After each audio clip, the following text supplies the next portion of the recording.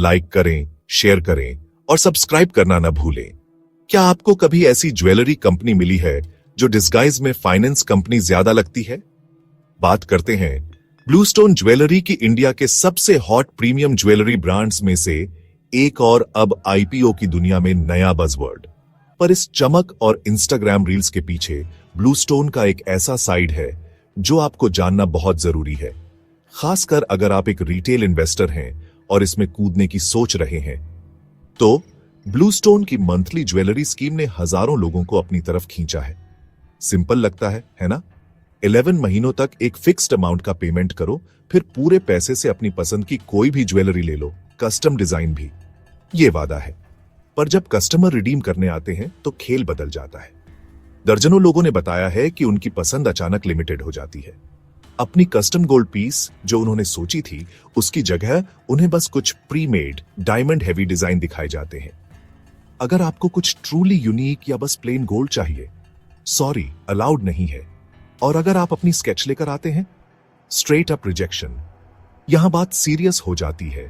आपको basically overpriced stock में से चुनने के लिए फोर्स्ड किया जाता है, कभी कभी जिसका दाम 2 लाख रुपए या उससे भी ज्यादा होता है, भले ही वो आपको चाहिए भी ना हो।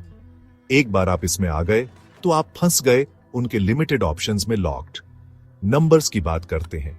सोचिए, 50,000 लोग, हर कोई 10,000 रुपए महीना दे रहा है। ये हर महीने 50 करोड़ रुपए आ रहे हैं या साल के 600 करोड़ रुपए, सब इंटरेस्ट फ्री। ब्लूस्टोन के लिए ये एक बड़ा नो स्ट्रिंग्स अटैच्ड लोन की तरह है जिससे वो खेल सकते हैं। और क्योंकि रिडेम्पशन में इतनी सारी रिस्ट्रिक्शंस हैं, कस्टमर अक्सर ऐसे आइटम खरीद लेते हैं जो बिकने में स्लो होते हैं, या ब्लूस्टोन के लिए उनमें बहुत बड़ा प्रॉफिट मार्जिन होता है।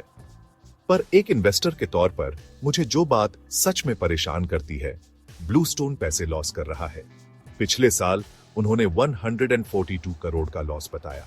इस साल ये और भी बुरा होने की उम्मीद है, 253 करोड़ तक पहुंच सकता है। और गेस क्या? उनकी 40 से 45% रेवेन्यू इसी एक स्कीम से आती है। तो उनकी लगभग आधी कमाई एक ऐसे मॉडल से जुड़ी है जिसे बहुत से लोग अनफेयर कह रहे हैं। क्या यह सस्टेनेबल है?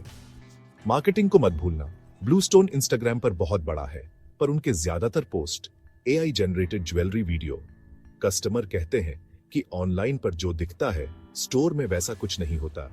ये एक्सपेक्टेशन वर्सेस रियलिटी का क्लासिक मामला है। तो मेरा टेकअवे क्या है?